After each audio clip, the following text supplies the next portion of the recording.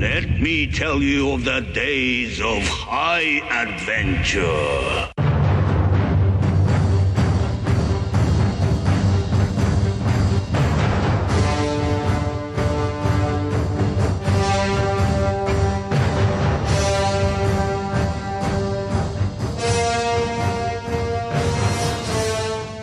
Hi, I'm Kevin. And I'm John. And this is 6 Degrees of Schwarzenegger, the podcast where we take a long, hard look back at some of our favorite action movies from the era of Arnold. Schwarzenegger is the icon of the genre, and we're taking a deep dive into some of these 80s and 90s cult action movies and breaking them all the way down. We're going to get into the nitty-gritty and examine the good, the bad, the ugly, and the laughable in these movies. But we're always coming from a place of love. You don't watch these movies as much as we have unless you have a genuine affection for them.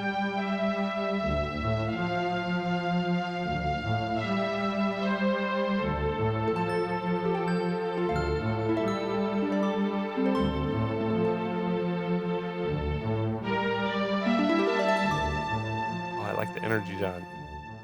Well, You're bringing you the energy. You already gave me booze. Yeah.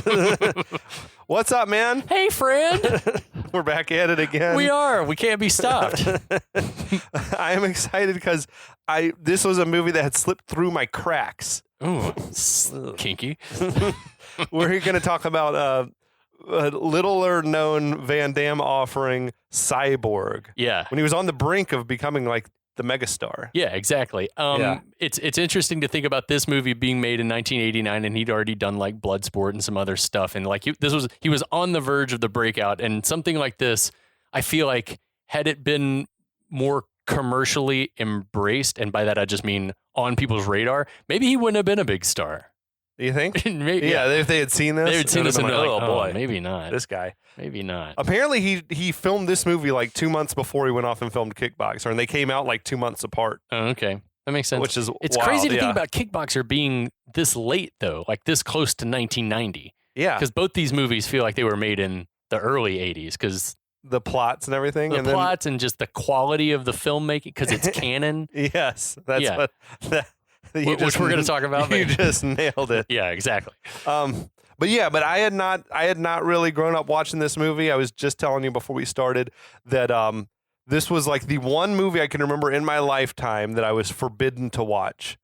That's so funny to me. I was sitting at home one day as a whatever I would have been, 11-year-old or 12-year-old, watching TBS, and I think it was on, and it was the scene where he's on the crucifix, right.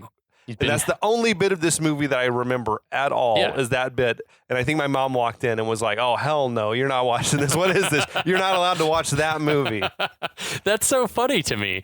I mean, because, I don't know, Last Temptation of Christ was not something that was on, TBS or anything like that. I don't feel like it was even religious. I just feel like it was everything about it was just so violent and like gory and twisted but not all that much more than other things I was watching. Yeah, but that's the thing is like, I think it's just mom wasn't looking over my shoulder. Even watching it now, I mean, it's violent, but it's not like super bloody. And there's a reason. I feel like they cut around a lot. Yeah, they did cut around a lot, or Van Damme cut around a lot of it. Yeah, you're like, make this movie from X to R, please. So yeah, we're talking about 1989 Cyborg. Directed by Albert Pyun, Hawaii's own. Yeah, the Hawaiian treat or something. He's spam. His IMDb says that he is, quote, credited with pioneering the cyborg subgenre. It is considered to be a maverick and renegade in independent genre cinema, which sounds like he wrote that. I took the same exact note. It reminded me of Seagal's bio on IMDb. It's like, oh, what publicist wrote this? But no, in Pyun's case, I feel like he definitely wrote this himself. The only other thing on his resume that I recognize was Sword and the Sorcerer from 1982, my birth year. A Sword and Sorcery movie. Yeah, it's not an ingenious title. He also had directed, I saw after this, he did Kickboxer 2 and Kickboxer 4 were his. Strong. Yes. I mean, weird though. And who knows if this is true, but it said that he was attached to, at one point, Total Recall, but Verhoeven obviously ended up directing that. Interesting. Okay. I could see this guy directing something like that, totally. But yeah, he passed away in November of last year. Oh, shit. Aged 69 years old. I didn't catch that. Gone too soon, yeah. But from Wikipedia, those films are frequently blended with kickboxing and hybrid martial arts, science fiction, and dystopic and post-apocalyptic themes, which often included cyborgs. Pyun stated that I really have no interest in cyborgs. What? And he said, I've never really had any interest in post-apocalyptic stories. It just seems that those situations presented a way for me to make movies with very little money. Okay. So yeah, kudos to him for being adventurous because, yeah, this movie was made for nothing. Absolutely. You and I could fund this movie with a bank loan. And also written by Pion, right? Yep, he wrote it under the pseudonym Kitty Chalmers. It's fucking weird. I feel like that's an allusion to something. That's a reference to something that I didn't bother looking up, but it's like a literary reference or movie reference too. But he apparently did not want his name down as the writer of this thing. Right. He apparently wrote and directed a lot of the stuff that he did, like did both double duty. Produced by the legends themselves, Menachem Golem and Yoram Globus. From Canon Films. I was going through those dudes' lists of credits, and there are hundreds, you know? Yeah. And the only movie that those dudes like personally produced that I was good was this one Runaway Train with like John Voight and that sounds familiar. Eric Roberts. They're like two inmates who've broken out of prison, and they're on a train that's sort of out of control now. It was actually really good. Both those dudes got nominated for Oscars. I was about to say it was well received critically. Yeah. And excellent. But that was the only, I combed through all 200 titles there might have been of what they produced. And that was the only one that I'm like, that was a good movie. Everything else was like, at best. Except for Bloodsport. Yeah, like Cobra. And but they didn't hands-on produce That's true. They just just went out under Canon's banner. That's right. Yeah. Sometimes you got it. And other times you just want to got it. I think so. Music by Kevin Bassenson. His IMDb, he's done tons of stuff from film to TV to video game music editing, and the video game shit really comes across in this one. I feel like for good reason he never did much composing beside this movie. Well, apparently this was like the second or third soundtrack that it had a soundtrack that got canned, and then this guy got pulled in like fucking Tangerine Dream. He's that guy. And Legend. Yeah, they're like, we need music and we need it fast, and you get what you paid for. Press some keys on that keyboard over there. Dude, I mean, if this movie's budget was less than $500,000, this guy probably made $5,000. They were probably like, here's $5,000. You got one weekend. Probably. Yeah. I guarantee it. Director of photography was Philip Allen Waters. The only thing that jumped out to me from his CV was that he was the cinematographer for a comedy special I love, Eddie Izzard's Dressed to Kill. Was that the one where he was like in drag, sort of? Well, he's in drag in all of them, but it's like one of the earlier ones when he was like first breaking out. It's like from the early 2000s in like San Francisco. Okay. It's very, very funny. I expected this dude to have some good credits because I feel like he was really going for it in this movie. Like he thought he was making Blade Runner. You know what I mean? Like he had some chops, and I was like, if nothing else, some of the things are really interestingly lit. You and I are on the same page with this movie. That was like that. There's not a lot happening except for some really like ballsy photography choices that look cool. Yeah. The editor was Roxanne Zingale, and Jean-Claude Van Damme and Sheldon Lettich had to come in try to save it with 2 months to salvage this thing. Do the same shit happen on Bloodsport? Mm-hmm. Where they were like, where I think the Canon guys were like, well, this fucking sucks. That thing sat on the shelf, I want to say, for like 2 years. Yeah, I remember that. Yeah. And then Van Damme was like, let me try to re-edit it. Like, I want to get famous. I can't get famous if you're not putting my movie out. Yeah. Can I try re-editing the combat scenes or whatever? I mean, if I would love to see. There is apparently a director's cut out there that was released in 2014 in Germany that I would really love to get my hands on, because it's apparently like all in black and white and has extensive like none of Van Damme shit is him talking. It's all VO and it's much hyper violent. So anyway, that makes a little bit of sense to me. Only because some of the scenes, and we'll talk about it pretty soon once we get into the movie, where I'm like, was that supposed to be like a corpse or a statue or something? Because it doesn't look human, but I think if it was in black and white, you wouldn't be able to tell that the skin was yellow instead of like flesh colored. Right. But we'll get to it quickly. Yeah, exactly. Yeah. Who's in this movie, Kevin? Starring our guy, Jean-Claude Van Damme, as Gibson Rickenbacker. Like one guitar and one like, dude, lots of musical that was references. A lot. I didn't pick up on that until I was reading it, but I was like, and Rickenbacker's a guitar Fender too. Yeah, Fender's a guitar. There's one. There was another character who I don't know his name even made it into my notes here, but the dude who was like guiding Pearl early on was Marshall Stratt. Oh, that's funny. Another, like, I wonder if Pyun played guitar. Must have. And then apparently Nady Simmons, is that? I think he chalk that up as pronounces it Natty. Is that like another instrument or instrument maker? I think that her name is supposed to be, but I'm not sure what was the last name? I didn't recognize that one. Nady Simmons? Natty Simmons? Oh, no. I didn't recognize that one, but I'm like, oh, yeah. Then Pearl is Pearl Drums. Yeah, I should have caught on to this earlier, but I did not. But yeah, then we also got Vincent Klenn as the aforementioned Fender. Fender Tremolo. Which is an effect. Yeah. And he was, you would know him better probably as War Child from Point Break. Fuck yeah. And a real life professional surfer, I just learned. Right. I'm like, okay, that makes sense because he's not a professional actor.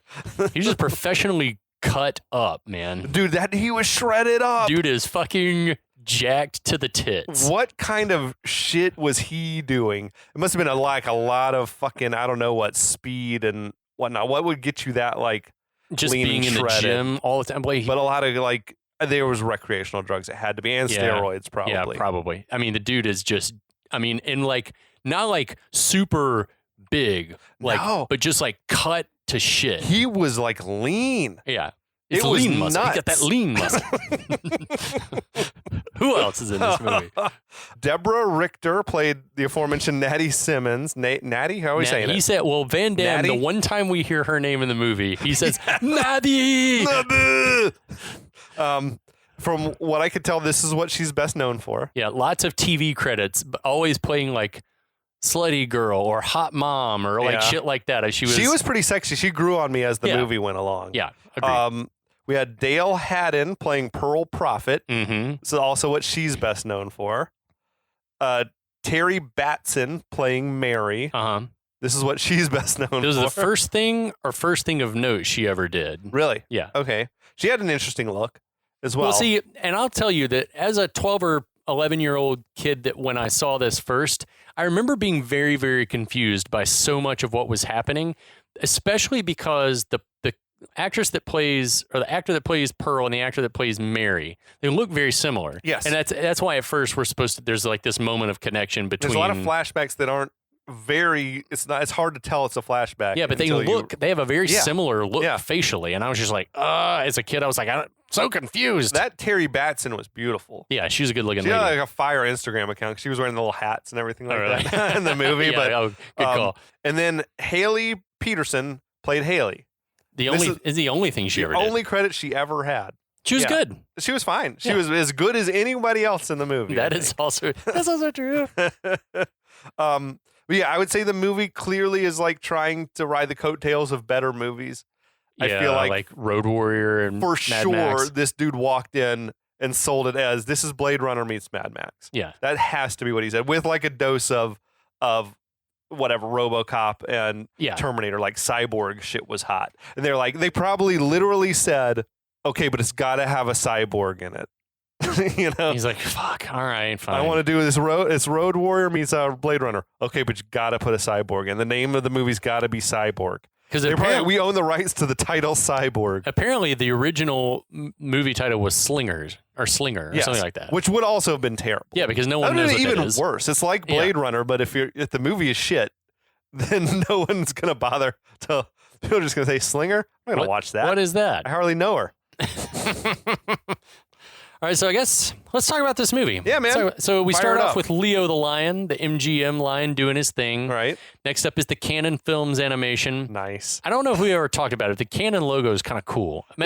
We must have talked about it. When it comes together, you just, in your head, you hear it go clank. Yeah. It's like the arrow going forward. It's like FedEx.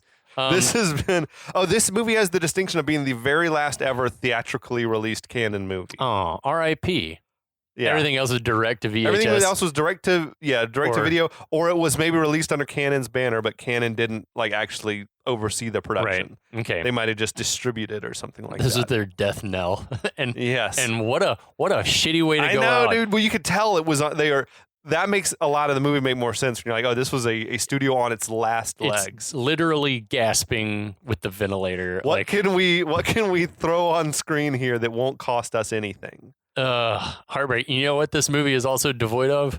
Product placement. Absolutely, it doesn't fit the canon mold. That's right. Dude, I feel like that must have been a Stallone thing. Yeah. That's what I was feeling like, because Cobra and Over the Top, nothing but product placement. Right. But I feel like there must have been something in the contract that said Stallone gets to keep product placement money. Probably. Or something, and he's just like, more. Bigger, deeper. So while we're seeing the Canon logo, we're getting the first notes of Bassinson's score, which you refer to as ominous and cheap sounding. Ominous wind chimes. Yeah, definitely it's synthy and 80s sounding, which I like, but it does sound like some like pre-boss music in a video game. Yes. It was like 8-bit music, right? Screen fades to black. Oh, dude. And we get, man, when that Golden Globus Productions pops on the screen, like, you're in for some shoddy workmanship. Oh yeah. Well, everything about the credits rolling, like at the beginning, I was like, this looks terrible. This is all we could afford. Was like, what's the cheapest font you've got? And it's like, it's almost blurry. It's almost illegible. You can't really read it. It's weird. Yeah. So screen fades to black and we get a VO. Amazon says it's from Fender, who is the villain, which Sounds is weird right. to me. Yes, anyway, I agree. Fender's VO says, first there was a collapse of civilization, anarchy, genocide, starvation. Then when it seemed things couldn't get any worse, we got the plague, the living death, quickly closing its fist over the entire planet. And then we heard the rumors that the last scientists were working on a cure that would end the plague and restore the world. Restore it? Why? I like the death. I like the misery. I like this. Why? And he screams so loud it like distorts the sound, and so they have to like kind of pull back. So yeah, his voice gets more and more excited and just ends with him fucking yelling. I thought it was a decent little setup, though, as far as establishing what the world is that we're about to see. It's kind of neat having someone that's like down with it. I feel like if it hadn't been Van Damme in the lead, probably would have let the hero do that voiceover, but his voice is just not fucking this. Can't let him read. Like, he'd already done movies before where he kind of, could talk. And then this feels like watching an Arnold movie where you've seen him talk before. Let him talk. And then it's like, this is one where it's like, oh shit, he forgot. He forgot everything. All the English he knows is right out the window.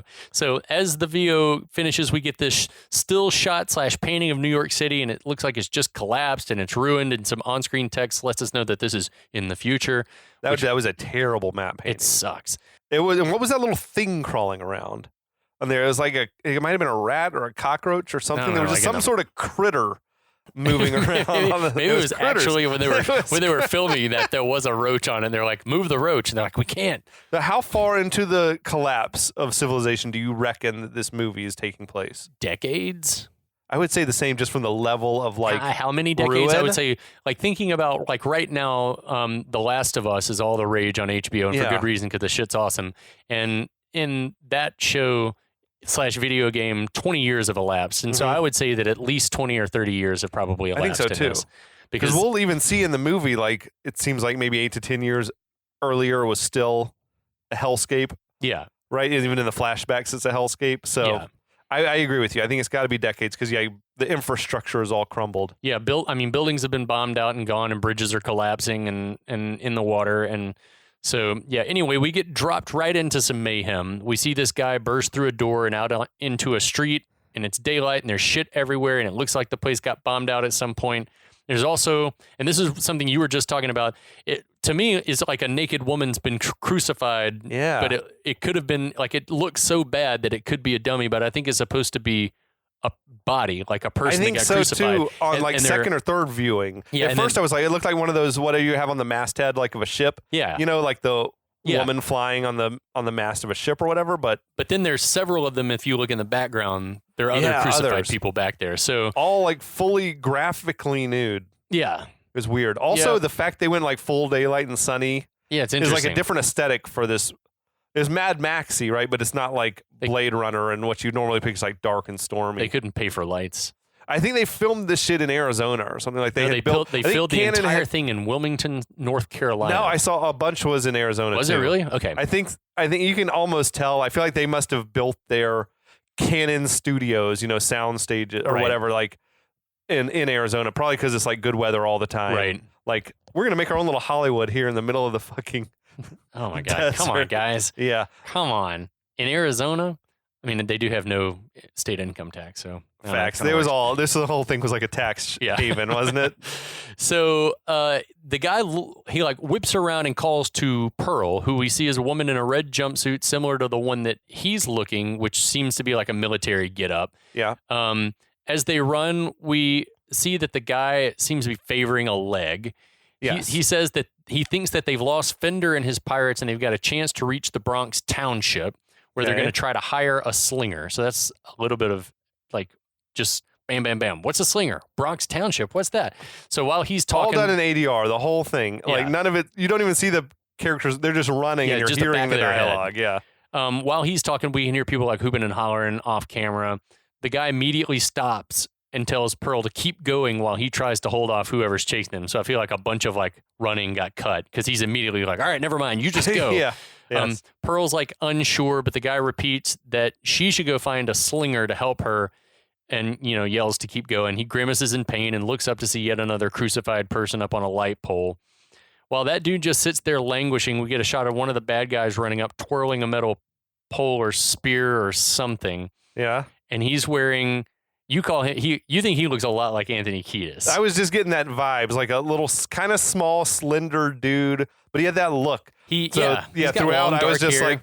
I was like, in order to delineate these pirates, I was like, this guy is Anthony Kiedis to me. Anthony Kiedis, punk guy. He kind of looks. He is the most Mad Max-ish, overtly Mad Max-ish guy in there. Because he was wearing like shoulder pads, wasn't he? Shoulder pads with like trimmed in fur. Yeah. So it's very strange. So the soldier pulls a knife, starts to back away. We get some cuts between him drawing the bad guys off and the bad guys themselves. The darker pirate guy, the Anthony Kiedis guy, is followed by this buff-ass dude with a killer mullet. Dude, he was all permed or crimped or whatever. So that these guys are like, there's apparently a grooming regime that's going on. Dude, that features heavily in my notes. I'm like, they were not short of time to like get their hair right. I don't have time to chase them. I got to crimp my hair. I'm doing a perm right now. Yeah, there's a woman with a crimped perm wearing what looks like a studded leather bra. And she was buff as fuck. And she's wearing like this brocade jacket with big shoulder pads, but it's like brocade. And the massive dude reminded me of Brian Bosworth. Do you remember him? Why does that name sound familiar? He was like an NFL, like a high NFL draft pick. Then he tried to do action movies also. He did a movie called Stone Cold. It was, I think, shitty, but he looked exactly like this dude. So much that I thought it might have been him. Then I looked it up and it was not. It was some rando, some Greek, some European dude. A lot of European guys in this movie. Yeah, a lot of people that you can tell are like barely, like they're slipping with their American accent. They sound vaguely foreign. Yeah, which is fine. That's great. No, it's not an issue. It's just that dude. It's in my notes here. His name is Stefanos Miltsakakis or something. Is it for real Greek? Miltsakakis. Stefanos Miltsakakis. He's in a lot of Van Damme movies. Miltsakakis? Yeah, I don't know. Stefanos Miltsakakis? Can you read that? I'm not trying to read.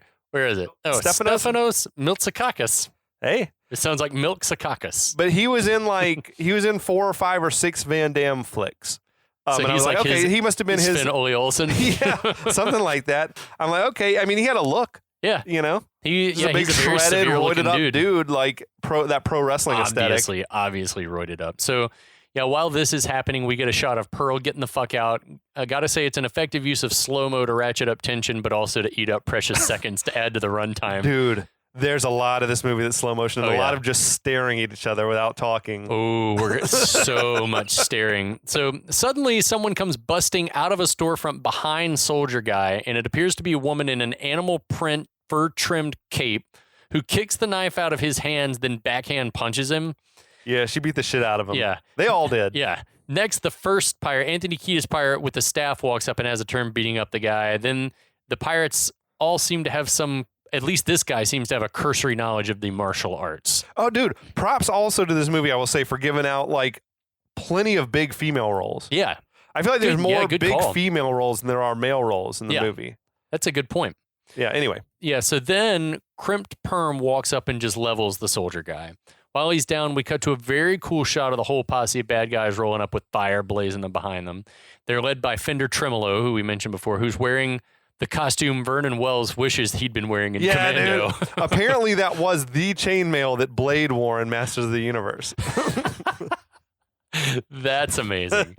Blade, who was not a He-Man character. But yeah, the movie, dude, is like 25% people walking in slow motion. Yeah. So this dude Fender has got fucking chainmail and steel greaves on and these big, dark, dirty sunglasses. And he also appears to be wearing some like Elizabethan era jacket. The one with the fur lined, like Well, it's like it's got big puffy sleeves. It looks like if he wasn't wearing the chainmail, you'd think that he was like in Madrigal Singers or something. Like he's about to sing some Tudor hymns or something. Some Purcell songs. But anyway, I paused so I could see what looks like he's got like a Gatling gun or some shit. I can't. Later on, it's not a Gatling gun, but it's like a several barrel rifle. Yeah, it's like a 6-barreled rifle. Yeah. Where the slinger, Van Damme, only has, Gibson has 4. Yeah. So he's a very severe looking human being, Fender Tremolo. Absolutely. Like one of the most distinctive looking personages I've ever seen just in anything. The only dude who could have like also probably crushed this is Brian Thompson, the guy who was the Night Slasher in Cobra. Good call. Had a very similar look where you're just like, he doesn't look like anyone I've ever seen before. No, such a very distinct. It's like the facial structure, the fact that he's as ripped up as he is. It's just there's a lot going on. So Fender steps on the soldier's arm and then orders his gun to get her. Get her. The soldier begs Fender to let her go to Atlanta because she carries the cure for the plague. Fender says he wants to own the cure. Then I'd be a god. I want to own it. He did have like a surfer voice. Yeah, he's like he can't not speak like a surfer. So, but the misery could be stopped. I love the misery. This world could be changed. I like this world. Go to hell. Been there. He sounds like Keanu. He sounds like John Wick, actually. Been there. Been there, bro. Yeah. Dog. He's just being difficult at this point. Like he's just being like a petulant child. Yeah, totally. I like the misery. Maybe I like it. Yeah. So what? So he pulls out a big ass knife that looks like something you'd buy at a gun show or a very specific type of like Army Navy surplus store, or like some place where you'd buy some really crystals or sketchy a katana sword. Yeah. So it's either very rusty or crusted with blood. I'm gonna go probably just dirty and crusted with blood. But he kneels down, holds the knife to the soldier's throat, takes off his sunglasses so he can show him his crazy ass blue eyes, which are clearly contact lenses, but man, they're effective. That's a cool look, man. Yeah. James Earl Jones had the same shit going in Conan the Barbarian. Yeah. Like just looked like an otherworldly like species of being. Yeah, we guess he wanted a closer look of his carnage because then he just like cuts the dude's throat, and we don't see it, but we get those like slicey, rippy, squelchy sound effects. Yeah, it was the first instance of like cutting around the violence, I think, where you're like, I feel like it's weird not to dwell on it. Yeah. But in still. this day and age, they'd show that shit. Even in the 80s, I feel like, oh no, that was like, yeah, we live for this shit. Yeah. So this seems to unsettle one of the pirates, Haley, because she kind of looks away. A bespectacled Fender stands and holds out the knife. One of his goons offers his sleeve so that Fender can wipe it off. That's a shitty arrangement for that guy. Give me your sleeve. I'm the bloody sleeve I'm the guy. blood towel. So once he sheathes the knife, another goon walks up behind and drapes a fur-trimmed leather overcoat over Fender's that's shoulders. The one I was thinking about. Yeah, that's like a wild look. Yeah, it's not cold out here, probably. No, it's Arizona. Yeah, so standing in for the Bronx. Yeah, New York. So then we fade to flames and more shitty-looking credits. Jean-Claude gets his name ahead of the title of the film. How does that happen? He must have had a killer agent. He edited it. Oh, good point. He made those. He said title design by Jean-Claude Van Damme. If I'm saving this movie for you, my name goes before the title.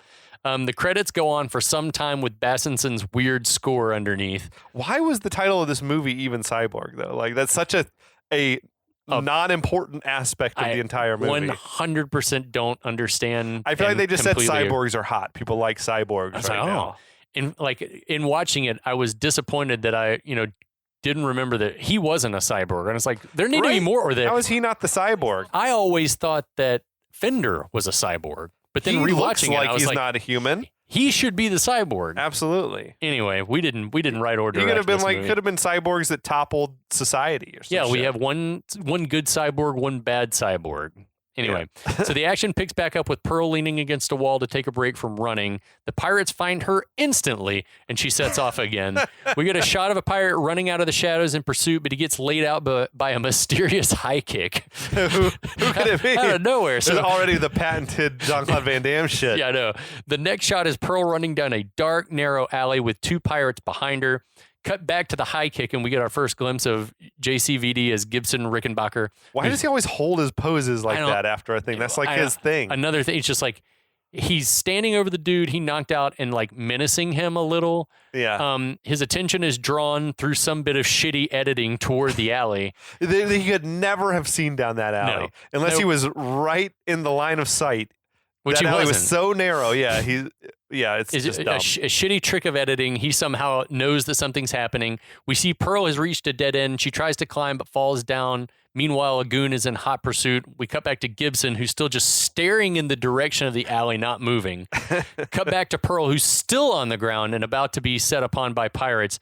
Gibson finally moves in the direction of the alley. A goon twirling a knife walks slowly toward Pearl while another guy with a knife waits at the entrance to this very short, very narrow alley. I love like knife twirling sound effects.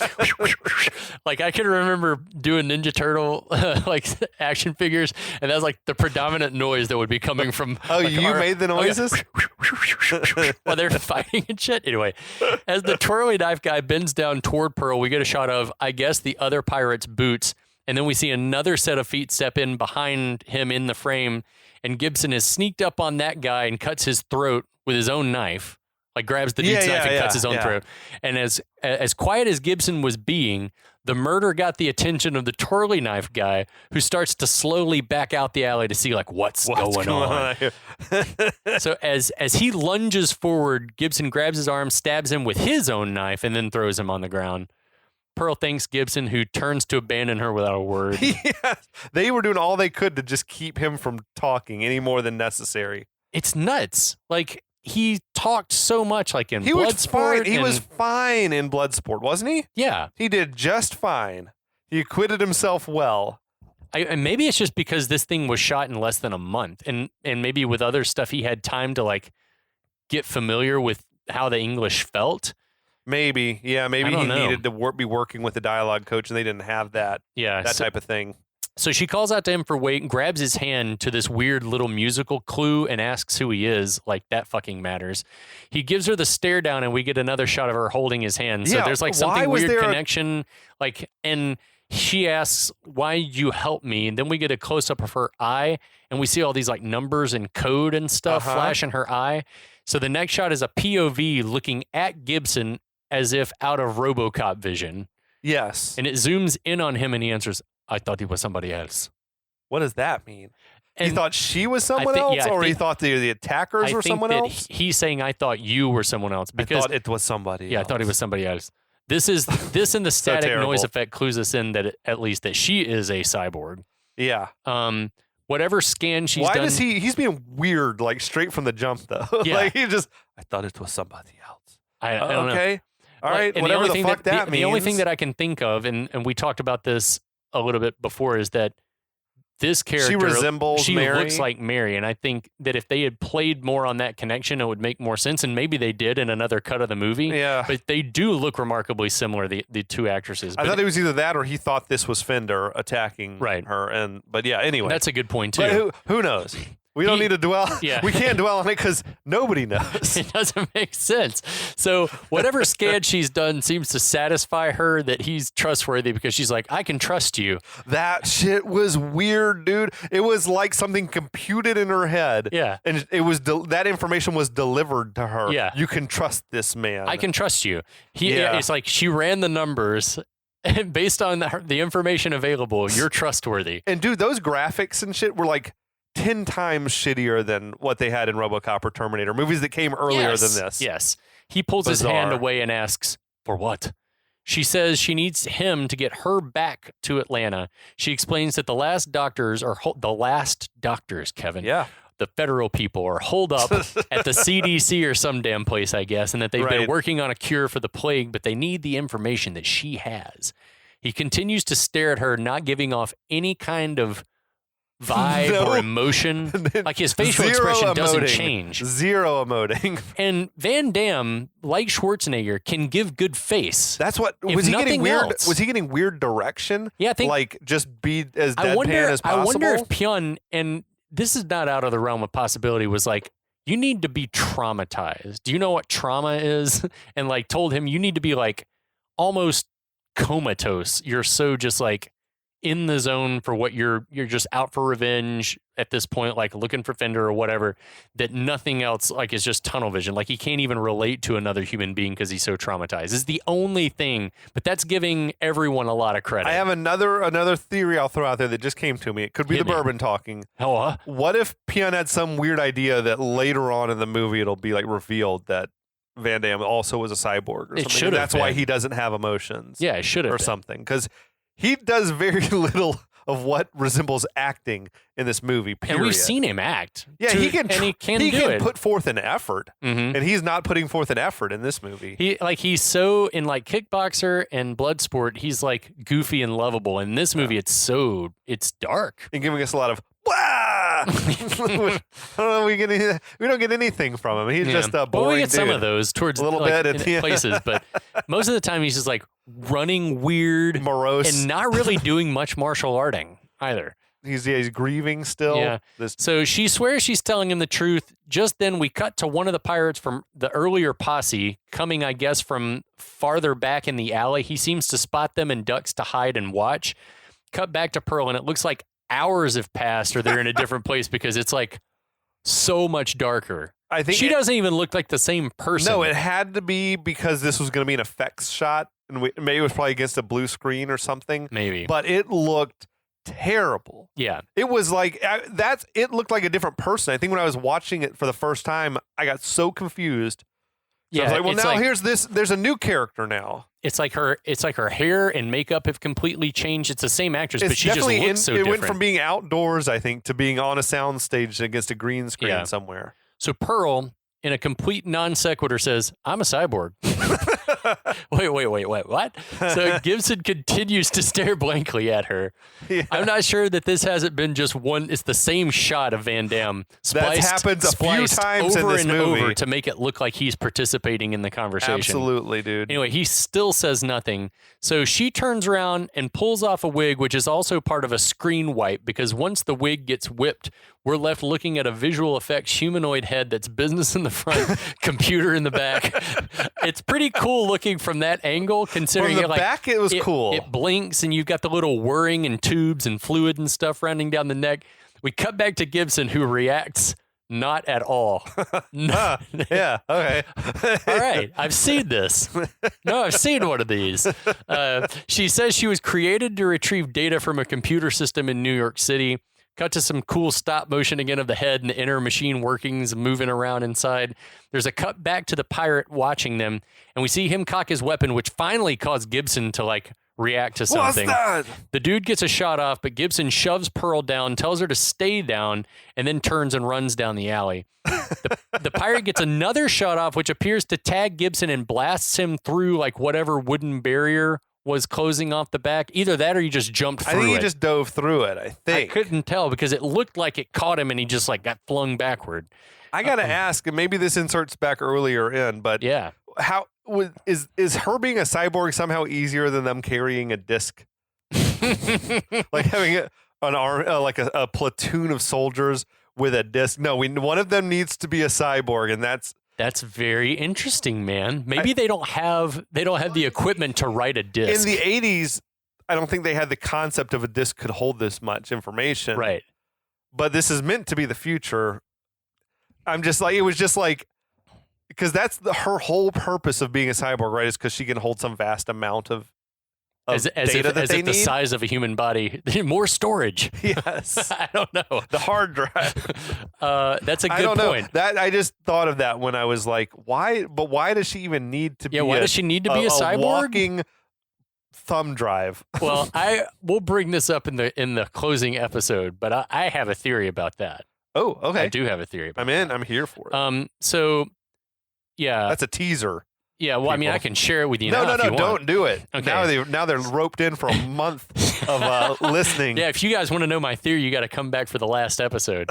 So anyway, Gibson gets blasted through whatever this thing is, or he jumps through of his own volition. Anyway, when he does it, all this stuff falling down. The plaster was falling down. So all this stuff falls on him for some reason. There's some cuts between the pirate and the dusty doorway, but there's no stirring from Gibson. The fake robot Pearl head whips around and sees that Fender and his entire posse have arrived and are blocking the head of the alley. And man, that just doesn't even look like her in the face. That, I think, again, was where I got confused. I'm like, well, now what the fuck is this thing? Because it's not. What the fuck is this shit? It's not. It looks nothing like the actress Dale Haddon. It looks reasonably like a human face, but it is not a close likeness of the actor. So strange, dude. It's like, I mean, again, they probably had a week to put this together, and they were like, oh yeah, and they were probably like, the shit's not dry. We got to get it out there. It's all paper mache. We got to get it out there. It's the best we could do with Play-Doh. So after a moment of standing there posing, Fender finally starts walking toward Pearl. He says, that slinger can't help Pearl now, but that he will take her to Atlanta. Okay. He says that they'll give him the cure, and if they don't, they'll get the horror show, which is not good writing. No, it's terrible. As he says it, he lifts up the soldier guy's head because that guy is dead. That was Marshall Stratt. Yeah, Marshall Stratt. Yeah. The fake head tries to register. The fake head looked more like that actor than the Pearl puppet. So Pearl's cyborg head tries to register some emotion with relative success. It cycles from more like surprise. So than Van Damme. Yeah, it definitely exhibited more emotional range than Van Damme has so far. So it cycles from like surprised to resigned to its fate. Also, there was just no reason that shot even needed to be a puppet. Like, they could put a bald cap and shit on the real actress. I was like, why not just shoot her face and put a skull cap on her? You could. This has been done before. Yeah, and it would take almost no makeup. No, it's got to be cheaper than building that puppet. Oh my! Everyone was on cocaine. Everyone was cocaine. I can build this. I can build this. I can fix it. My dad has an ultimate set of tools. Anyway, cut to hours later. It's nighttime. We get a close up of a full moon, and we hear a wolf howling. Yeah, you know. New York and New Jersey, they're famous for those wolves. Maybe they got loose from the zoo. I don't know. That's the only thing I could think of. It's like in 12 Monkeys, where the animals have gotten loose. Yes. So, yeah, why the wolf effect? Just because there's a moon. Absolutely. And Van Damme said, we'll do a wolf here. So then we cut to some rubble, out of which bursts Gibson's fist, complete with a Van Damme. It was bright ass. Yeah. It was a bright ass night down in that alley, man. Gibson emerges, staggers to his feet, and slowly walks back toward the burning city. He hears how are they even fires burning? I don't know anymore. Everything should have been burned up that could possibly burn years ago. Yeah, unless Fender and them I don't know. There's no fuel in those cars. I don't know. There's no. You and I both know. There's no film in this camera. So he hears Pearl's voice in his head saying the thing about her needing him to get her to Atlanta, where the doctors are working on a cure. She said that literally 2 minutes ago of screen time. You remember? It's a double elimination tournament. Did they think we'd already forgot? Yes. Repeat. It's a double elimination. That means 2 falls. So he seems to make up his mind to follow after her, and there's a cut from him to some flames and an unknown woman screaming in pain. Which I thought was a flashback. I did too, but it turns out that is a flash forward to where Fender and his gang are, and they've raided a village. There's some gory ass shit going on there. I mean, like bodies chopped to pieces. They're burning shit down, cutting heads off, disemboweling people, I guess for food. There was like a pile of arms and legs and stuff. Yeah. Interesting shot of all the old photos, books, and a wedding cake topper burning. For some reason. I guess it was like an allusion to the fact that there's no more normal world. I was like, also, what do we got left in that prop closet? The old world is gone. What can we burn? There's one last dude with a knife who's trying to be honorable and protect some women. Fender asked that guy, I guess, if he thinks that Fender, is going to swim all the way to Atlanta. The guy lunges for him, and again, all VO. We don't see his mouth moving. This is stuff they got put in later. The guy lunges for him with a knife, but Fender catches his arm, breaks it across his knee, then smacks the dude around and calls him an asshole. You think I'm going to swim to Atlanta, asshole? I can't swim. I hate the water. Which I really wanted that. Like that should have come up like later in the movie when he was like in water. Like he should have. It's so weird. He should have tried to drown him later on. That should have been the climax of the movie. Should have been him like thrashing around. I can't swim. Like Little John. Yes, exactly. Prince of Thieves. I can't bloody swim. He's telling on himself though right now. Yeah. It's like. No one, you don't have to, I wish that volunteer that information. I wish that line had paid off because why even add it? I know it's not the last time that Fender's like deep insecurities are going to come to the surface either. He is broken. It's such a weird thing to just say. He's a broken human being. So yeah, he grabbed. Oh, he was also, dude. He walked around with like a head on a stick that they cut around. They were cutting around it as well, and I'm just like, this is. They were going out of their way not to show some stuff here. Yeah. And there was plenty to show. And apparently this scene in its full and uncut version was one of the big reasons why the film got an X-rating originally. Yeah. Okay. So anyway, Fender grabs one of the women that the guy was protecting, lets out this crazy inhuman scream and cuts her throat while the guy watches. Again. Yeah.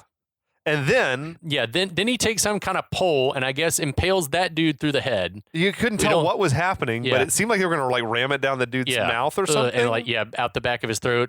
We don't see that though because we cut to an extreme close-up of the wedding cake topper melting. And that shot is like a full 10, 12 seconds. It was just an odd choice, an odd editing choice, odd production design choice. Next, we see the bad guys on a dock where some type of vessel is moored. Severed heads and decapitated bodies are hanging everywhere. Pearl is also there waiting for the pirates to load up. We hear Fender VO that doesn't match up with anything saying, "Hoist anchor, mates! We got a skin job to take to Atlanta." I feel like he was trying to do a British accent, but it wasn't. And skin job, just direct ripoff from Blade Runner. Yeah. I'm like, oh, dude, this is like, one of the film's would-be influences, but that's plagiarism. That's plagiarism. Yes. That's from Philip K. Dick. Plagiarism. We call them Blade Runner. Just what the fuck? What? We're gonna run a test on you. Wait, what? So, cut to the boat cruising through the water at night.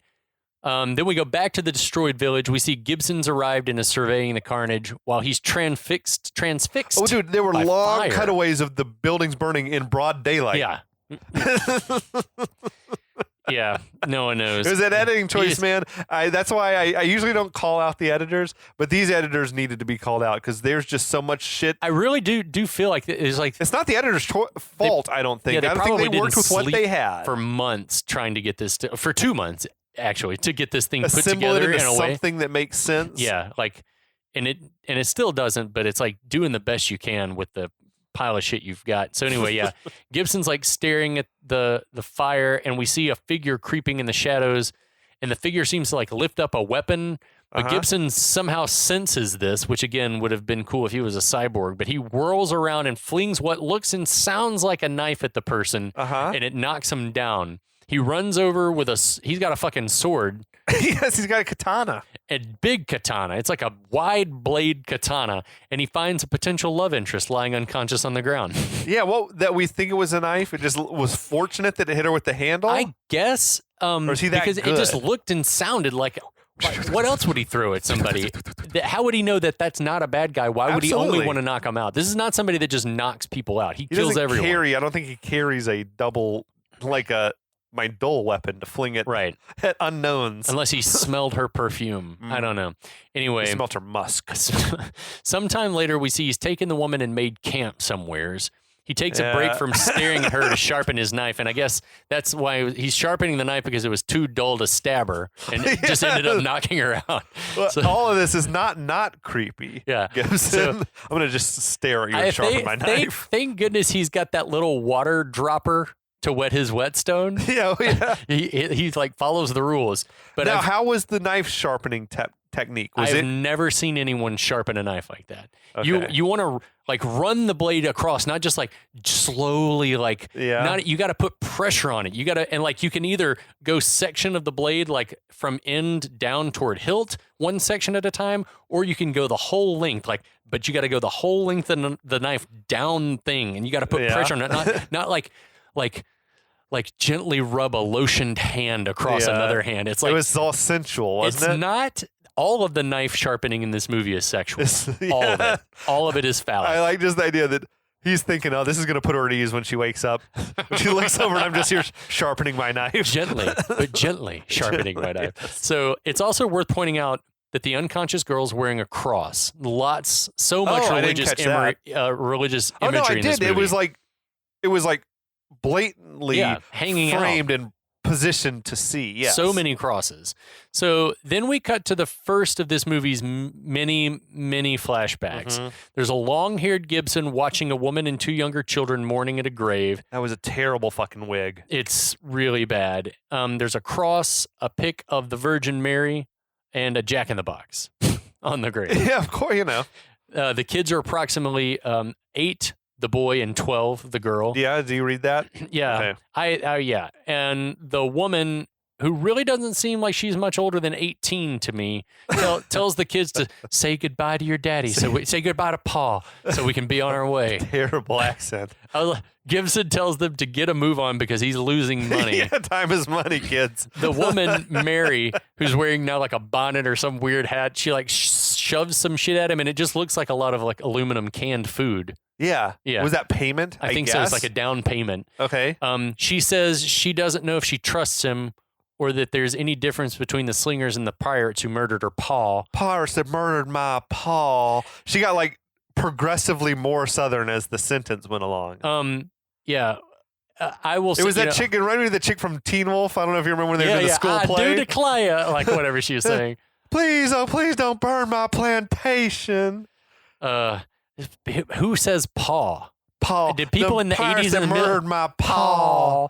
Yes, it was. It was like some Little House on the Prairie. Yeah, exactly. Shit. It's supposed to be the future. Anyway, if you can believe it, he doesn't respond to any of this. He just stares at her. She says they ain't got no choice but to trust him since he's the only one who answered their posting.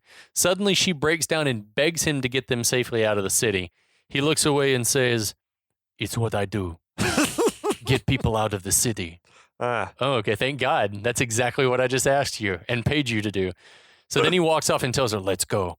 So sometime later on down the road. But not that long. Do we think it's the same day? I feel like it's pretty quick for the kids to be having their heads in his lap. And the two young children are sleeping with their heads in his lap, and he's like caressing them. Mary, who looks in this was the first, I was like, oh shit, she looks just like Pearl. Watches and thirstily says, "You're good with them." And he says, "I like them." The sparks are flying. I guess. She's the like, creepiest I want to make way. a couple of my own. So we cut again to somewhere in the group's travels. He's led Mary and the kids to a rundown farmhouse. Mm-hmm. The house is a wreck, but Mary says it's beautiful. Gibson says, inexplicably, "We'll be safe here." Yeah, maybe Why not. the fuck is he the only one carrying anything? You know, they didn't have much stuff. I said, from a post-apocalyptic survival standpoint, everyone should be schlepping something, and he of all people should be able to quickly get to a weapon instead of being the beast of burden. Anyway, jump cut to the younger girl screaming in pain. We see she's holding on to a length of barbed wire that's like ripping through her hands, which is fucking yeah. Oof. And Mary is holding the little boy, and they seem to be wrapped in barbed wire. Then we get a close-up of Fender's crazy face, and that seems to snap him out of the flashback. Gibson. So he stops sharpening his knife, and the girl finally stirs. Gibson sheaths his knife, and then they look at each other.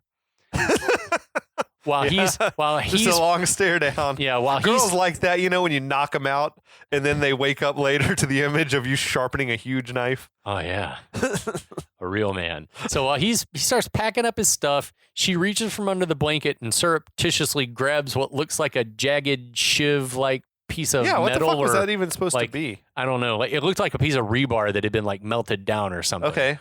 But she grabs it and tries to hide it under the blanket. Gibson reaches over and pulls the blanket back, but makes no effort to take the weapon from her, trying to build trust here, I guess. Right. And while he continues to pack his things, she asks, are you looking for that woman? This makes him pause what he's doing. And she says that she overheard the pirate saying the woman has the cure for the plague and that they're headed for Atlanta. Gibson mutters, Atlanta. And walks outside. He literally Fucking just what? repeats the word. No intention behind it. Atlanta. Just says yeah, dude, the word. he is not bringing a lot to the table in this movie. Like, imagine trying to do scenes with him. I can't. I cannot. Atlanta. And it sucks because he's been so charming in other things that, like, watching this is like, he's got that in him. I want to know, much like, was Deckard a replicant? Yeah. Was Gibson a cyborg? The He dude had to be. Pion or Peon could have had big ideas of what, high, whatever, like lofty, heady ideas Yeah, like of what high he concept could piece. do with this. It'd be a reveal in the sequel, Yeah. or something like that. But that winds us down. I guess this is a good time to mention that's Natty. Yes, Natty. Her name is not said once in the movie until the final moments when it's just screamed. Mm-hmm. But yeah, that's Natty. So we'll call her my name from now on. Is just seeing that chick that he picked up with the big hair. So yeah, exactly. Her hair is amazing. Yeah, a lot of volume there. But man, yeah. So that's the beginning of this movie. We've got the foundation has been laid for a plot, such as it is. We got to get that cure. Building. We got to get that cure. In your very own ATL. Yeah, absolutely. I like that part I love of it. to see ATL getting a shout out. But hold on to your hats because this movie is about to get fucking wild, and as little sense as it's made so far, it's about to be even worse. But we'll get into that next time. All right, we'll be back.